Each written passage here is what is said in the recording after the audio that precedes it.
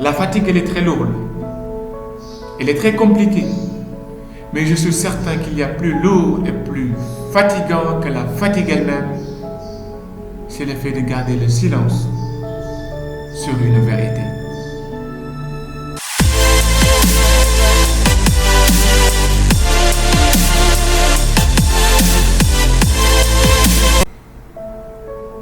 Nous allons partager sur la vérité et le mensonge, chose qui pourrait être d'une part facile et d'autre part difficile. S'il s'agit de dire la vérité, on a toujours dit la vérité. S'il s'agit de mentir, il est arrivé à tout un chacun, ne serait-ce qu'une seule fois, de mentir. Qu'est-ce qu'il faut comprendre? La vérité, c'est la bonne énergie, c'est une énergie positive. Quand vous dites une chose qui est vraie, vous êtes envahi par cette énergie, et donc ce qui fait qu'automatiquement que vous relaxez, que vous êtes vous-même, que vous obéissez à vous-même et que vous êtes bien, vous vous libérez.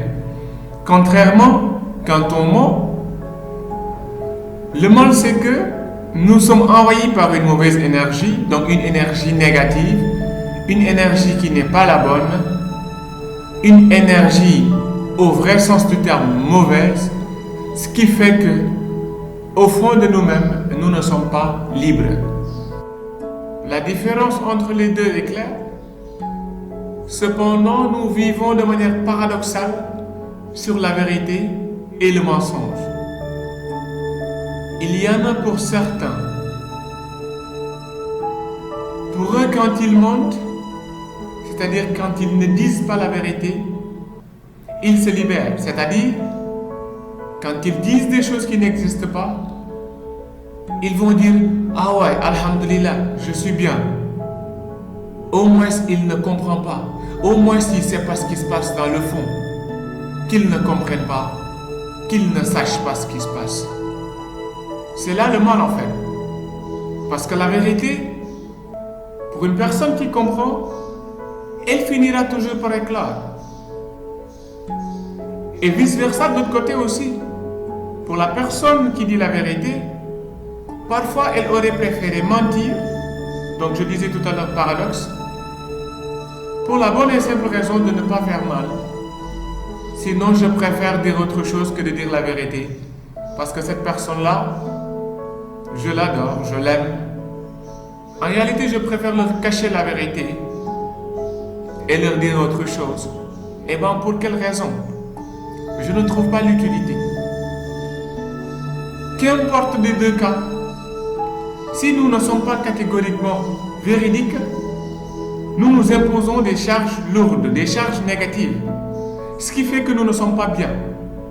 Je donne le cas d'une personne qui ment, une personne qui ne dit pas la vérité. À chaque fois que la personne est devant le fait accompli, le cœur n'est pas tranquille, l'esprit n'est pas tranquille, l'âme n'est pas tranquille, le corps n'est pas tranquille. Parce qu'en réalité, ce que vous dites n'est pas la vérité. Ce que vous dites n'est pas la chose qui existe. Ce que vous dites n'est pas la bonne chose à dire. D'où l'effet de suggestion par votre âme, par votre cœur et par votre esprit. Je sais, on est tous passés par là. Je dis bien, il est arrivé à tout le monde, ne serait-ce qu'une seule fois pendant 50 ans, de dire des choses qui n'existent pas.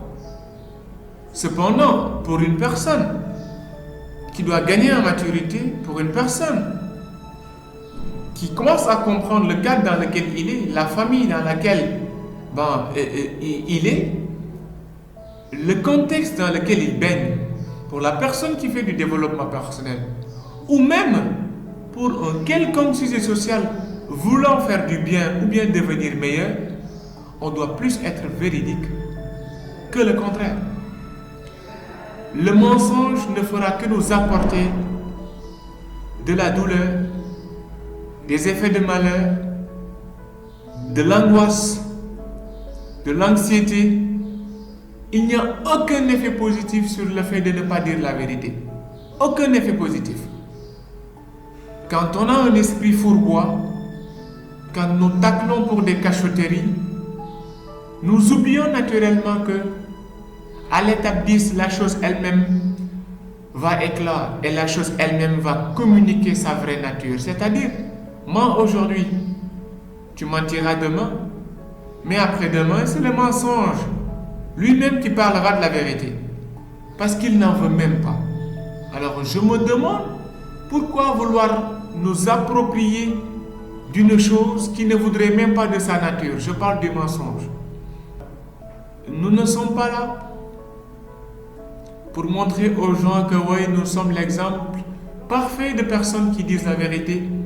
Nous sommes l'exemple parfait de gens qui ne mentent pas. Nous ne sommes pas là pour ça. Nous sommes là pour montrer les paradoxes entre la vérité et le mensonge. Nous sommes là pour un effet de rappel, pour que les gens comprennent en réalité, si on dit la vérité,